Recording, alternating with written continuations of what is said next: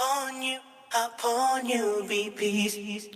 Assalamu alaikum, everyone, and good evening. Tonight we have a very special interview lined up for you. As spontaneous as he is, we decided to be as equally as spontaneous as he is. Tonight we have Shahryar DJ Shah Babar. That's a throwback. DJ Shah. Assalamu alaikum, brother. Wa How alaikum are you? assalam. How are you, boss? I haven't heard that name in a while. How long? I want to say over 8 years now. Wow. Yeah. So, On an official level. on an official level. Yep. Well, you guys hear it first on an official level. DJ Shah. Yes. As funny as it sounds, we may be 26. That was a decade ago. Wow. Yes. A decade, 10 years That ago. was 10 years ago. Wow. Yes, sir. I met you in 2011, right? Somewhere around there. I remember it was a family event that I DJ'd for you guys. Yeah, I know. I just randomly met you. You were my DJ. I'm just Yep. like, Yep. dude, can you play Below the Gut for me? And you were like, that was your absolutely song. not. That You were was like, your song. absolutely not. Yeah, he had all the bad choices for the music that night. I kid you not. He's one my of savior. those guys that comes to the DJ booth and it doesn't match the BPM, but you gotta play with. And now he's on the DJ booth. I know, it's amazing, right? Amazing. How life changes, how life works. It's beautiful, all of it. How's your day going tonight? How's your night? Well, the night is besides the fact that it's freezing out of nowhere. It's been a great day. Well, we do live in New York, man. All the seasons, like Hamza said last time, we gotta enjoy all the seasons. We in have New to York. enjoy every single season. That's true. That is true. No, a great day. Alhamdulillah. How are you? I'm doing well. You know, it's 10 o'clock at night. You got me out here. You were like, Kev, I think today's the day I can do the interview with you. So, guys, I was like, I'm not going to miss a chance to interview DJ Shaw. See, So if I'm here. If you're gonna catch me, you gotta catch me around this time because it's just the daytime. Forget about it. Listen, I'm glad this is actually streaming live on Facebook, so my wife knows exactly where I am, baby. I'm here at the studio. You see me live right now. Check the locations. It's important. She actually has my location on my phone. She actually tracks me, man. I plead the fifth on that one. And the funny part is when I don't answer my phones, she goes on Find My iPhone and plays the sound, so she knows that I heard it. Just So randomly walking around the mall ringing. ding, ding, ding. I'm just like, what's going on? That's funny. So, Shah, What's up? tell us a little about yourself. All right, so full name obviously Shahryar Babar. I was born and mostly raised in Pakistan. I came here around sixth grade, so I was about 11 years old. My whole family from my dad's side was actually already in the States since as long as I can remember. My mom's side is Pathan. I was actually born in Quetta. I'm half Pathan, half Punjabi. What does Pathan mean? The Pathan is a caste of Pakistani people within Pakistan. There's different provinces. Okay. Balochistan has Khyber Pakhtunkhwa and Pathans, and because we're brown and in our community, you usually generally follow dad's caste. But Okay. realistically speaking, I mean, I take pride in me being half Pathan because there's a lot of good stuff that comes with being Pathan, Especially the food. especially the food. Yes, that is true. Especially the food. Not so sure about the mountainous locations, to live there constantly, but it definitely has its pros and cons. So, how is life in Pakistan? Life in Pakistan was beautiful actually. For the most part that I was there, we were just very much guarded because my father was a major. He's a retired major in the Pakistan military. Wow. Yes, sir. He's a full-on commando. He did over 500 jumps from an airplane, man of steel, tons of badges and medals in the house, and participating active military guy. And funny thing is, my uncles, my chachus here in the U.S. One of them was with the U.S. Air Force. The other one was with the military. My own sister, she recently got married. She was deployed in Kuwait for a couple of years with the U.S. military. I just, chose the other way out. I didn't want to. Yeah, what happened? Too many people in the family were from the military, and I was like, it's just kind of not my forte. Too much pressure? Not honestly. I just always was the kind of person to stay in my lane and follow whatever I wanted to do. My family has been, mashallah, extremely supportive. I mean, I'm the kind of kid. Where did you find these pictures, by the way? Listen, I'm like I 12 in got that this. picture. I got the scoop, man. I'll give you the details on that scoop. That's I want to know, like, from this guy to this. yeah. I mean, what happened? It's a small transition, just part of life, nothing crazy, but it was a fun time. Like, and it's funny that I'm still sticking in some areas of the wedding industry, but it's very rewarding, man. Especially now that I had my sister's wedding last week. I know you made these. Yeah, it's similar to that. Yeah, this picture isn't from there, but definitely similar stuff. Wow, you got me DJing on a float. Nice.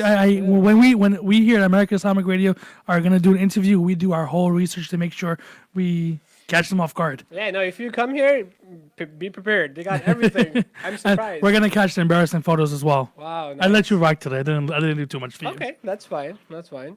So I have a question for you. When you came from Pakistan, Mm-hmm. Yeah. what was life like in Pakistan?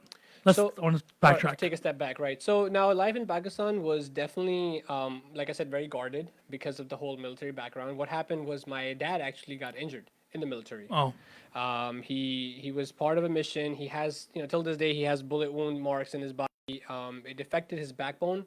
So he, because my uncles were already here, him and everybody decided that we should also come here because since he was the only brother back there with the two young kids, and we made the move. Because my mom's side of the family was in Quetta, which is where I was born. Definitely not the hottest parts of the country to grow in, for a young kid. If they want to do a full-on education or career, just the city itself wasn't that developed. So it was a good. it wasn't like a major city like Karachi or It Lahore. was no, not even I got close. it. Not even close. Quetta is borders with Afghanistan. Okay. So a lot of immigration was happening, undocumented. So a lot of people were coming in such high volumes. They just started bringing in their own culture, whatever it was. So Quetta at some point became like a big fruit bowl, and we were just out of there. I got it. Yeah. So when we came here, it was good. It was good in the beginning, but it didn't help that we were just newly here right after 9/11. Yeah, that must have been rough. I was the only kid in Freeport. I went to Atkinson, 6th grade, and I was the only kid that was actually Muslim and Pakistani. I'm not sure about the only Muslim, but definitely like Pakistani, the prominent, being there brown, just caramel brown. I'm not either part of the spectrum. I'm just right in the middle. So I was definitely definitely a target for a little bit. So how did that affect you growing up? I mean, It had, some pros and cons to it. I want to say more pros than cons because I had a positive outlook on it too. I knew it was happening and I felt like there was a purpose of it happening. I felt like even as a kid, I was like, I thought that because I can't really, fight it back with hands, I have to really stay patient.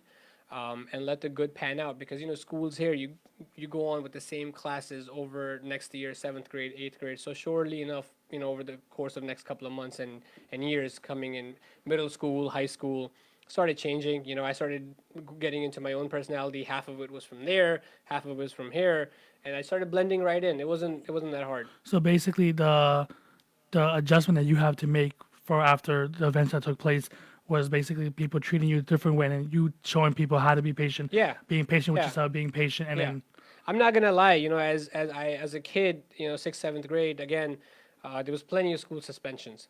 I got, so it got to a point sometimes where it was really bad. Again, being a guy, we're just, we'd feel like we're gonna take it upon ourselves, and but you got suspended over and over again from school, and then it was like, okay, something needs to change. because people bullying you and then you Right, fighting I back. reacted every time I reacted violently, and I was like, "Why are you coming after me?" I didn't understand it, but now, growing up here more, I'm like, "Wow, I can see where those kids were coming from too. I see their side of the story kind of more than I see mine." Yeah, I completely agree with Yeah. you because the thing is that, I mean, we just went through the worst attack in our nation, True. and True. you have these people coming in. True. You're just- It was horrifying in Pakistan. I was over there when that happened, and I had family here, so I was worried for them. And next thing you know, I came here, and it was almost like I did it, in school. It was funny, but not so funny at sometimes. But That's it was a good horrible. experience because it prepped me for the rest of my life. Now there's no on a daily basis being the Muslim youth here. There's things that happen. We walk into a room and I feel eyes instantly. I feel them, the beard, the hair. It throws people off. But what it is that school experience really prepped me for everything to come because there were real racial issues growing up after that. The school bullying wasn't really it was just a kids thing, but I dealt with some serious situations very smoothly. I just, walked in and out of situations and handled it. There was a time where getting pulled over was just like, oh my God, am I getting shot? What's going on? Wow. Yeah, but you know what? Now, because you went through that at an early age, it prepped you for life, just like everything else. It's just so sad that you have to go through that kind of experience. Yeah, I take my blessings for what they are. That's a good way to look at it. Yeah. So, what was the adjustment from Pakistan to America? Like, what was the major adjustment you had to make? Major adjustment, honestly, everything was an adjustment. I'm not gonna lie, the living conditions totally changed. You know, the way we were living over there, the way most people live in Pakistan is just way different than how we live over What here. was Like, I mean, for starters, we had like a 19-car driveway in our house. You know, it was that big of a house. Like, we could just wow? line cars up. We had, dude, my dad was, we had empty shells from anti-aircraft missiles from tanks. We used them as vases in our living room to put peacock feathers. That's how bad, you know, what he was. So, you know, growing up the lifestyle, we had deers in the house, we had multiple dogs, we had peacocks running around the house, about 8 different fruits going in the backyards, and it was in the middle of a city. It wasn't like a village area. This is the sidelines of Lahore. It's a town called Sheikhupura. It was such a huge property growing up, and we were definitely, it was felt that we were part of a certain family from the town that nobody really wanted to kind of do wrong by. So over here, when you come in, you just kind of mix into the melting pot of everything, you know, because everybody here has a story. So nobody really cares. And that's kind of how it all transpired. But it was an adjustment. It was the whole living conditions, and obviously, you know, the fact that I mostly grew up over here, like started driving and working and then school and, you know, this and that. It was definitely a learning experience.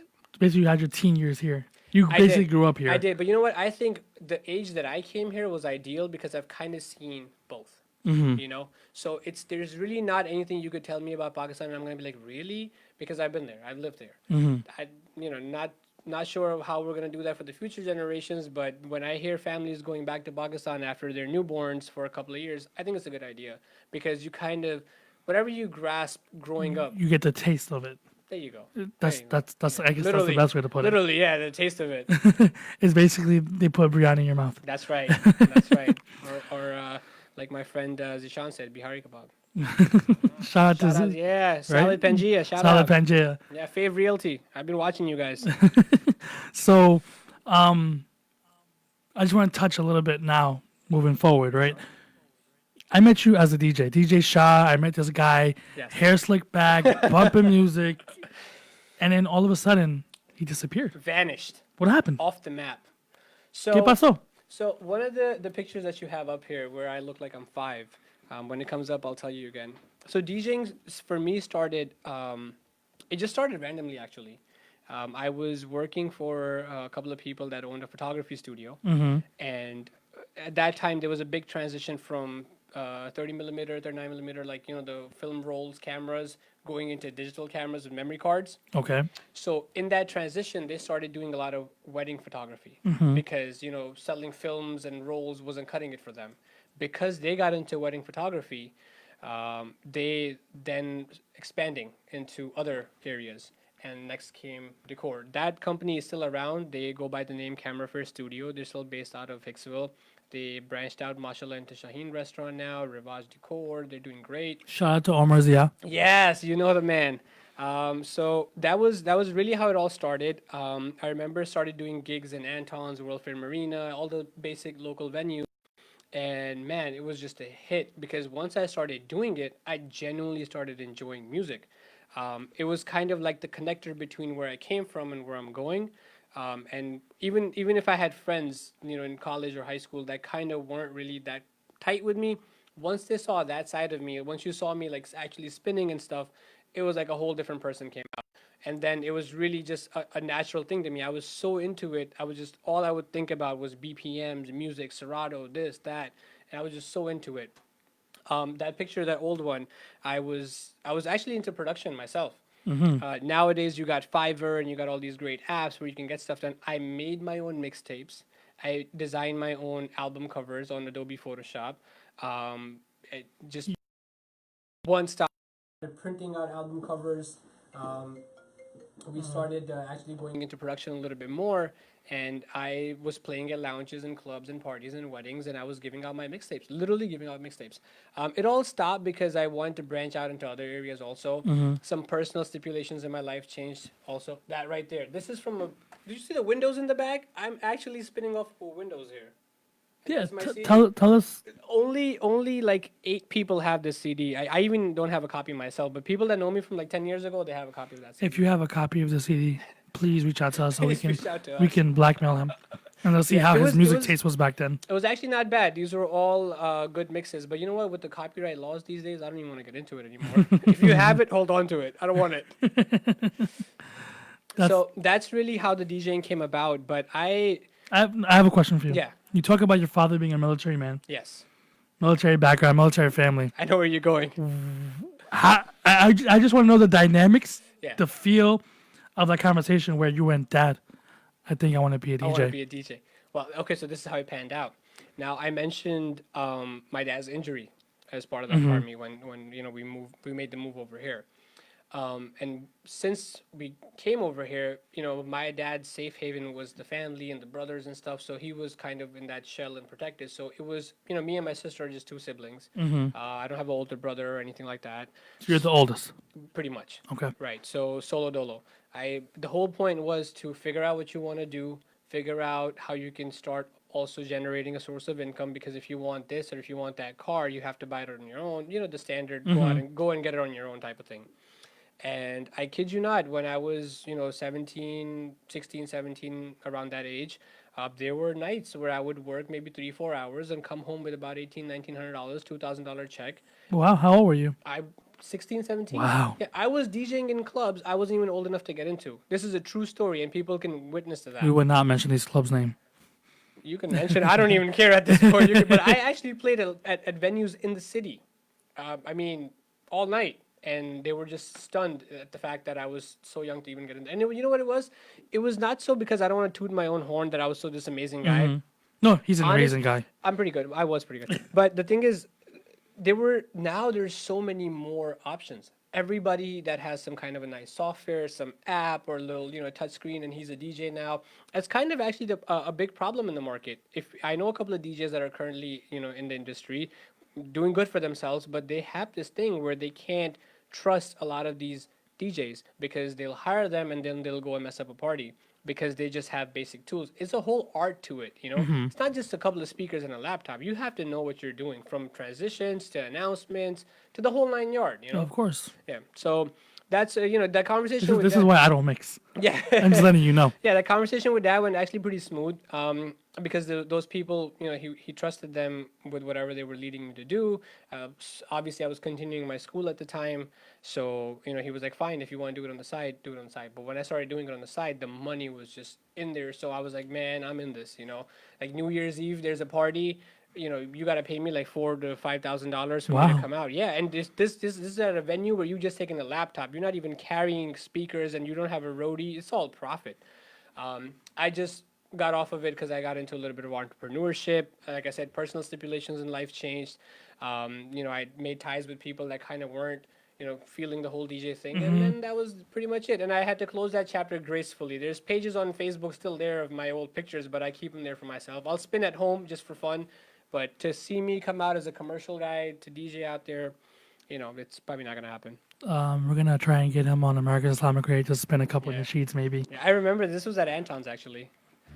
Yeah. Dude, you were so young. My own. How old were you? I was designing my own logos. I was photoshopping my own pictures. I was branding myself, designing all these cards. I was here. I want to say I was at least like 19. Wow. Yeah. This is also this is a different picture. I mean, that's a whole different story. No, This we're is gonna decor. we're gonna talk about Yeah, that. Yeah. So after this DJing, you Yes. talk about a little about entrepreneurship. Yes. All right. So the shirt right there says it all, right? Entrepreneurship. I'm not gonna go into names and details. There's some legalities involved, but this was a great chapter also. Restaurant business, hookahs and stuff. This was definitely an eye-opening experience. Entertainment, it was the same way. I felt as in, because I was a DJ, I could give a lot more to this kind of a business. So it was definitely helpful that I had this background between the lounge furniture knowledge and the music and what goes on behind throwing a good party, and again also competition. Competition grows by the minute in New York. I mean, whether you're in a restaurant or you're doing something else or you're making clothes, there's constant competition. So during this time I was still DJing, but I was doing it in that venue. Stopped doing outside parties because This venue itself was busy on the weekends a lot, and just couldn't branch out that much. So as a DJ, as a entertainer, that was also my bread and butter at the time. I kind of stayed within those, and then I started getting off of the commercial market. Yeah, so I seen that. So I seen that part of your life Yes. because I obviously followed your Instagram. I came once or twice, Yes. and then I see your Instagram video Yeah. that you're making flowers. Now Making I flowers. was like, what's going on? What's going on? What happened? What happened? I mean, you went from DJing Yep. To behind to, the scenes. to behind the scenes making flowers. Right, right. So just so you know, that Instagram with flowers and stuff, that was like a reborn. Okay. Even Instagram had to get a break from me. I deleted my pages, Snapchat, Instagram, everything. There was a phase. There was Yeah, a you whole fell off phase. the map. I fell off the map. I needed that cleanse. I needed to get my head together again, and it was a phenomenal experience. I mean, when I got back into decor and stuff, it was just a window of opportunity I couldn't deny. It was a big investment. I had a couple of partners in there. They were very supportive. Everything was great, but the only issue that we really had was we made this whole showroom and warehouse and this whole project, and it was this huge, crazy company doing killer setups all over the tri-state area. I know. I seen on the pictures. It We were was doing mandaps. Mandaps are when Hindu weddings happen.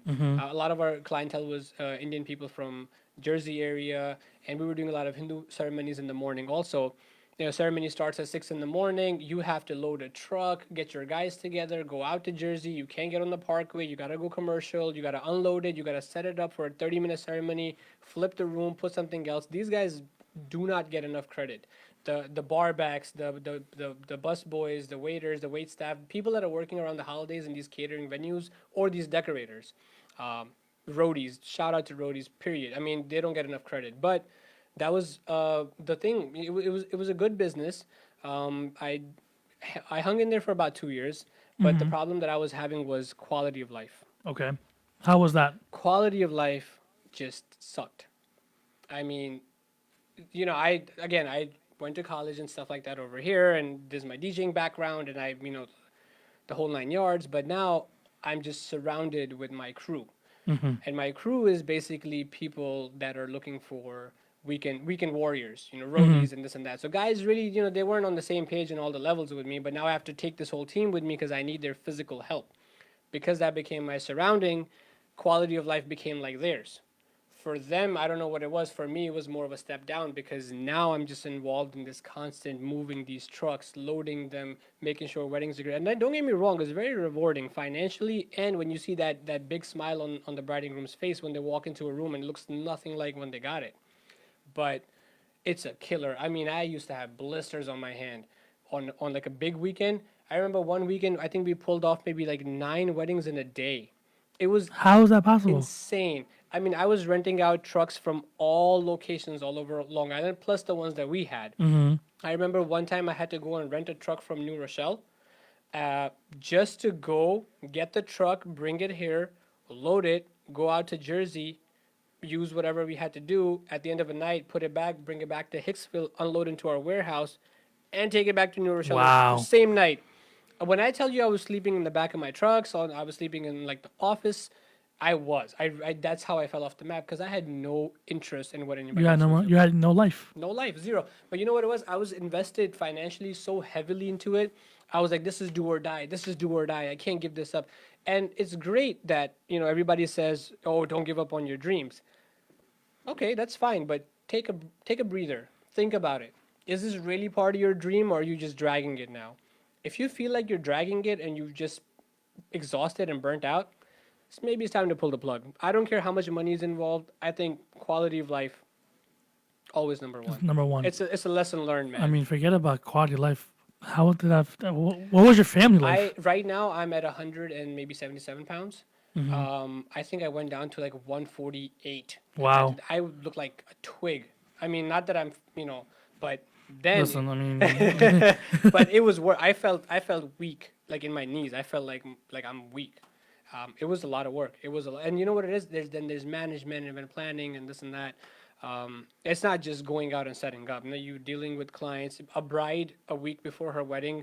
If you can deal with a bride a week before her wedding, holla at me. It's different. Yeah.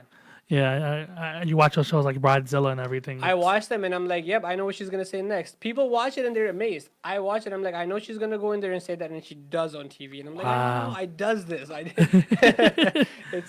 It's it's fun. It's definitely fun. But like I said, it's rewarding when those reviews come in, those thank you cards come in. I mean, this past weekend, now I'm involved in a whole different That's what I'm setup. gonna ask Yeah. you. So, what are you doing now?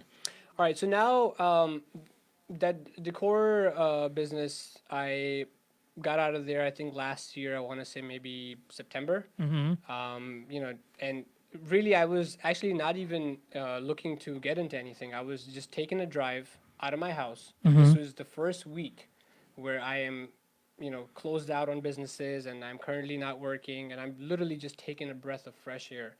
And I go about 2-3 blocks away from my house, getting towards the parkway, and I see a truck. Truck said name of a decor company, and it was parked outside a venue called the Coral House. Okay. It's in Baldwin. Okay. So I'm thinking that this is a vendor that came to Coral House. Maybe let me go see what they're about, and maybe we can work something out. I'm starting fresh. I'm turning a new leaf. I want to change things up. I go in there and I find out that that decor company plus the Coral House plus like 6 other venues and 1,000 different things are all part of this one massive branch. And it goes by the name the Dover Group. And shout out to Butch Amali, great setup. We have Sands Lido Beach. We have the Mill Ridge Inn right here in Jericho, which by the way was just featured in Country Magazine for one of the nicest place to be in around Christmas time. Beautiful decor. If you get a chance, bring the kids over there. It's great. Definitely, of course. There's also other venues, Carlton, East Meadow. We have some partnerships going, Barn in the Old Bethpage, and then tons of other things. So basically, this is predominantly a catering company, but they have subdivisions. One of their divisions does in-house entertainment, and lighting, and DJs, photographers, pretty much everything I used to do on my own separately. So they got me in there. And they're like, well, can you sell DJs? I'm like, can I sell DJs? They had no idea. Can you sell decor? Can I sell decor? Like, it was great. And then obviously they offered normal people hours to work. You know what I mean? Like, but normal, I mean not 90 hours. It's tough. It's good work still, but it was not as bad as what I was. I was physically done. I mean, I was exhausted. But to do sales and That sounded like me right now. yeah, but to do sales and event planning and painting a picture, the hardest thing for a bride who's putting her event together is picturing it and having the imagination of, oh, I want this. I know I am wearing that, but how do I want this? Then the groom is sitting there like, what's the budget? Yeah, how much? You have to be- What's the damage? What's the damage? Or let me know when the check is ready. So then having the experience from these fields and then getting into this company with them. I mean, it changed my life. I'm very thankful for what I do now. I work great hours. I don't start my day until noon sometimes. It's That's amazing. That's amazing. For a guy who used to come home and tell mom, wake me up in 23 minutes, not 5 or 23 minutes, because that was as close as I could get to not oversleeping. Wow. That is a real thing. I mean, you ask my family, it was a real thing. What did they say? What were they saying at that time? They couldn't. They were like, you know what? You made this investment. Go and fulfill your contracts now. Because like I said, from 16, 17 years old, that's what it was. Go get it. Go do what you got to do. My dad is the kind of guy that, because military background, is like when you come home, he's like, if you ever came home after getting beat up, I'm going to beat you up even more.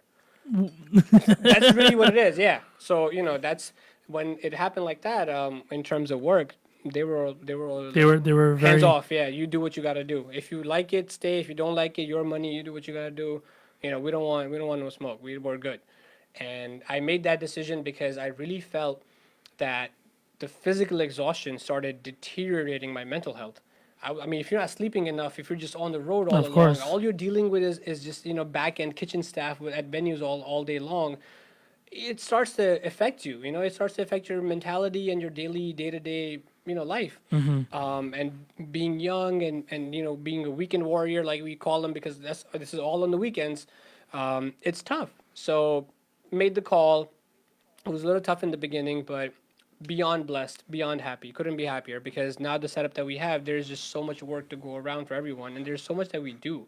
I could spend a whole day talking about what we do here now, but just so you know, all of Nassau County Parks, all the events that you see in there, that's all through the Dover Group. Wow. Yep. It's a big setup. I know this is a question most people don't like, but how much are you making now? All right, so we got stacks on bundles. No, We'll leave it alone. Never mind. Leave it alone. I'll No, tell no, you, we'll leave it alone. I'll give you a realistic answer. You'll get a realistic answer. As a vendor, if you're doing this as a business, if you're doing decor and stuff, there's been days that picture, that's a contract of $18,000 for one day. Wow. I made that arch. I went to Home Depot. I got the wood and stuff. I got faux grass from the city. Made that arch. Just drove out to Virginia. This is a venue in Virginia. Let's go back to this picture. Yes, this whole room was transformed. There's flower walls. There's fresh flowers. There's lighting. There's centerpieces. There's so much stuff. And to bundle it all up in one day, ceremony, personal flowers, reception, the room flip, the material that goes behind it, the labor cost, and this and that. This I clearly, vividly remember. This one day itself was like a $17,000 package. So Profit. no, not profit. Okay. How much is the profit for this? It depends on your inventory level. Like, if you have a lot of stuff already, then it's really just a rental business. You know? Yes, the flowers are fresh and you keep flipping them, but it just depends on the season. You're working with hydrangeas, you're working with orchids, you're working with astromerias, all these different flowers depending on. Let's say you have a certain look in mind, and I can do that with the cheaper flowers. You don't have to know that, you know. So there's tons of ways to make money in this business. A very lucrative business, decor, rental predominantly. It's great. It does enough to get the job done. Keep me happy. You mentioned flowers. What's your favorite flower? You know, oddly enough, people have all these pretty flowers, but I think I like birds of paradise the most. What's that? What does it look like? Describe it. I can't. It looks like the beak of a colorful parrot, but it's a flower, and it comes in the shape of like a closed sword, a colorful sword, and when you open it, it just makes these pointy. I have to Google a picture for it. Wow. It's incredible. It's called bird of paradise. It's a flower. If not that, then the simple astromeria is just a filler, very cheap little flower. I just love it because I feel like it's so colorful and so many different. And you know what it is? It saved me headache on a lot of weddings because that flower is always available in multicolors. So let's say there's a wedding in June and you want peonies and I can't find them, get you a different flower. So and you know, to deal with the bride a little bit before, because you know this is a business, and sometimes you don't have access to some of the stuff that they want. I have a question for you. Yeah. Being in this business for so long, right? Top 5 flowers that brides usually want. Top 5 flowers? All right, hydrangeas are always there. Okay. Hydrangeas are that white fluffy flower, just because I feel like, you know, it fills up the space nice. Hydrangeas, obviously, roses, definitely. You can never go wrong with roses, I Never believe. go wrong with roses, yeah. The redder the better, yeah, right? That I've seen a lot of baby's breath being used. Baby's breath is that little filler that they put between flowers. And recently I've seen a lot of amaranthias being used. What's that? If the picture pops up, I'll show you. Okay. It's a filler again. It's not a main flower. It's a filler. Amaranthias is very popular, and Yeah, then let's look for it. mostly it's just greenery, eucalyptus, you know, stuff like that. Let me see that one. This hanging burgundy stuff right here. It comes in green and different colors. It gives it that dramatic falling look. It really takes a $200 flower centerpiece to like a $275, $300 range. You got $300 worth of flowers on each table. You got 300 guests. Yeah, that adds Do up the really math, quickly. you know. That adds up really flowers quickly. are great. I love flowers. What flower should I take home to my wife tonight? You should take. Because she's going to be really upset right now because it's almost 11 o'clock. You should make a stop at 7-Eleven, get you a single rose, take the price tag off of it, and go and be like, one rose is better than a bouquet. It's the thought that counts. I love it. I love it. Thank you. Thanks for the advice. Definitely going to do that. So, talking about your past and history and everything, right? Sure. If you can go back and change one thing that you've done before and do it differently, what would it be? Anything? Anything. From childhood. If anything I could do differently from childhood, it wouldn't be a really old decision. It would be more of a recent decision. Okay. I spent, I want to say like $27,000 on a car. Like I got it for 20, and then I spent it like maybe another 6-7 on just stupid modifications and stuff. It was really childish at the time. Obviously, it's not crazy big numbers. Is that the convertible? Yeah. Okay. Yeah, right. But So he's talking about a Nissan 350Z. right. The thing is, yeah, it's a Nissan 350Z. But the thing was that I would do it differently because I feel like it wasn't just a financial investment that was wrong. Because if you give me $27,000 on this table right now, I am not going to buy a car. You know, No, I wouldn't either. Exactly. So now that I think about it, I'm just like, like what were you thinking? That's And you paid for it cash? I actually wrote a certified check and went to Jersey because I was too young to have a credit. I bought that car when I was, I think, 19, and I was too young to have a solid credit. So I was working on that credit. I had a secure card and stuff going for myself, but I had cash. I had tons of cash. Yeah, I mean, you were DJing. DJ, yeah, you go to a Punjabi wedding, bro. It's just, Of course. So, that's another question I have for Yes. you. So, the people who are throwing the money, who gets that money? All right, if the smart way to do it, you take a roadie with you, give him a broom, he sweeps it all up and brings it back to the DJ. If you don't do it in time, the kids take it and rip it apart. Wow. The kids on the dance floor. But if you're at a more of a sophisticated crowd, you'll have people that'll come up to you and actually give you the cash. But we never really aimed for that. I never got into that kind of crowd that much anyway, just because they get a little rowdy. But I think that's a culture thing where people just throw money in the air. It's not a culture thing. I see Pakistani people do it a lot too. I don't know what part of our culture, says to throw money in the air like that, but I'm not against it. I love it. We did a ton of it at my sister's wedding, but it's just fun. It's just one of those things that you just do. But a cultural value, I don't think there is any, but is it beneficial for the DJs? Yeah, Yeah, I've always wondered who that money went to. Yeah, Now I know. if there's a dhol player, then probably it goes to the dhol player. Okay. But the DJs are first ones in line to take. So not only have you just sold, like a $1,200 package for a basic setup, you're also now making extra on top. Well, guys, so now we know where the It's a money goes. different route, man. It's a whole different Now we know route. where the money goes. Wedding industry is huge. There's a lot to do in there. There's a lot of between photography and now you got drone videos. People are doing cinematic footage with gimbals and stuff. There's a lot to do in there. Once you get, it's a world of its own. So now, I mean, you're in this business, and on a smaller scale, right? Sure. Where do you see yourself in the next 5 years? Ooh, next 5 years. And I'm asking these Yeah. banger questions right now. These what's that show? The Who Wants to Be a Millionaire in India though? Crorepati. Yeah, it's one of those hot seats without a seat. Honestly, I recently had this revelation between my the personal time that I spent with myself. I kind of steered my head into a place where now it's just next 5 years or next 10 years, it's really just all about self growth. Okay. And I don't mean financial. I definitely don't mean in terms of like material. I really mean to sit down and have a soulful minute to yourself. And that's something I was just deprived of. I didn't realize how important giving yourself time was. My time was always split, whether it was responsibilities or it was other things, but I never really got that time just to sit down with myself and be like, hey, Shah, how are you today? Like, it didn't happen. So now, the next 5 years, I want to be, definitely I see myself in a stronger mental state than I am today. And I tell you, the past maybe 9-10 months, it's a whole different me. It's a whole different channel of growth. The seminars, the lectures, there's some low-key therapy, there's other things involved, and it really steered my head into a different place. I mean, I like I said, without touching too much on it, some personal stuff went Of down. course, of course. Right, and that you can take that and just sit there and be salty, or you can get up, dust yourself off, forgive, forget, pray for everyone. Move forward. Yeah, pray for everyone, pray for yourself, and best foot forward. I mean, at the end of the day, I feel like we're all good people. It's just stuff happens. And, I'm not one to sit down and get anyone's approval. I'm not. I've never been that guy. I never will be. But for the next 5 years, stronger state of mind, more confidence, more masculinity, more self-worth, that stuff. Everything that can improve me and fill my cup. And I'm not afraid to be selfish because when my cup is full, everybody's cup is full. I think motivational speakers in your future, maybe. You know what? Me and Hamza might do some seminars together. Right?